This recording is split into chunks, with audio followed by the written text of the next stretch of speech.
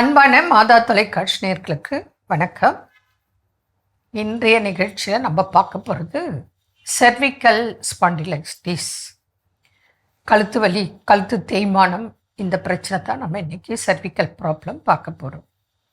பொதுவாக கழுத்து வலி இருக்கும், காதுக்கு பின்னாடி கழுத்து வரைக்கும் வலி முதல்ல ஆரம்பத்தில் ஒரு பக்கம் அல்லது 2 பக்கம் ஏற்படும். அடுத்தது அந்த வலி அப்படியே தொடர்ந்து ஷோல்டருக்கு வரும். அடுத்தது ஷோல்டரில் அப்படியே கை விரல் வரைக்கும் பாதிப்பு.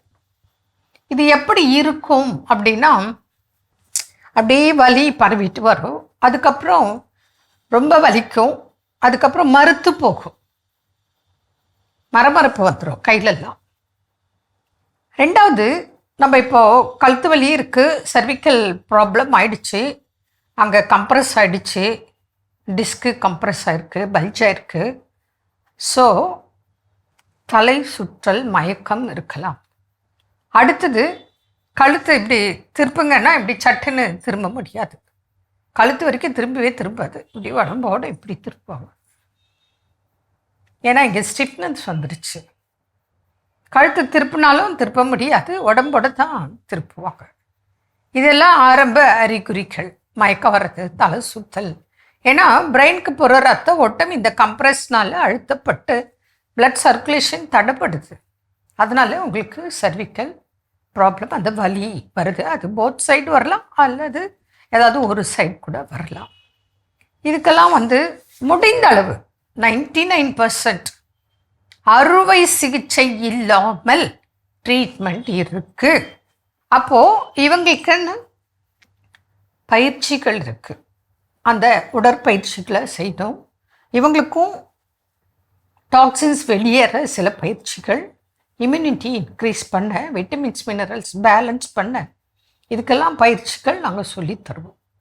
மேலும் மகராசனம் முதற் பகுதி, 2ஆம் பகுதின்னு இருக்குது. அதை செய்யும் போது இவங்களுக்கு ரொம்ப சுகமாக இருக்கும். மற்ற எக்ஸசைஸ்லாம் பண்ணும்போது வலி அதிகம், வலிக்குது அப்படின்னு பார்க்கும்.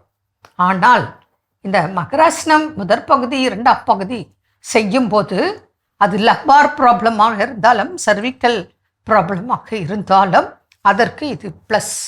அப்போது ஒரு பக்கம் மெடிசன்ஸ், ஒரு பக்கம் டயட்ஸு, ஒரு பக்கம் எக்ஸசைஸ். கொஞ்சம் அமைதியாக மனசு வச்சுட்டு தியானம் பண்ணிங்கன்னா பிரச்சனையே இல்லை. நம்ம அவசரம், ஆத்திரம், கோபம், டென்ஷன் எல்லாம் இருந்தால் நோய் அப்படியே நமக்கு ரொம்ப தாக்கம் தெரியும். இதே கூலாக ஓகே நம்ம ஃபாலோ பண்ணணும், கொஞ்சம் கொஞ்சமாக கடைப்பிடிக்க உங்களுக்கு எப்படி நேச்சுரலாக முன்னாடி நல்லா இருந்துச்சோ அதை நம்ம கொண்டு வர்றதுக்கு, அதாவது நியூ செல்ஸ் உருவாகிறதுக்கு உண்டான மெடிசன்ஸ், டயட்டு தான் உங்களுக்கு கொடுக்குறோம். புரியுதா? அதை நீங்கள் புரிஞ்சுக்கிட்டா உங்களுக்கு இந்த செர்விக்கல் ப்ராப்ளம், கழுத்து வலி, தோள்பட்டை வலி நிச்சயமாக அறுவை சிகிச்சை இல்லாமல் ட்ரீட்மெண்ட் இருக்குது. இதுக்கும் நல்ல டயட்டு, நல்ல மெடிசன்ஸ், சன்பாத்து எல்லாமே நாங்கள் சொல்லித்தருவோம். ஒரு பக்கம் இருக்கோம் உங்களுக்கு டயட்டு. அந்த டயட்டை கண்ணை மூடிட்டு ஃபாலோ பண்ணுங்கள், உங்கள் நன்மைக்காகத்தான்.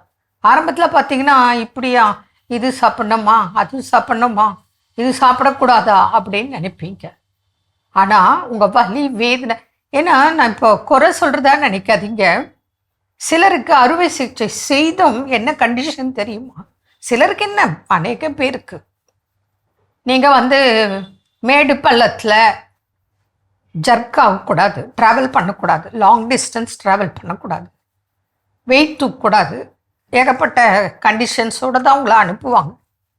ஏன்னா உங்கள் ஹெல்த் பாதிப்புனால.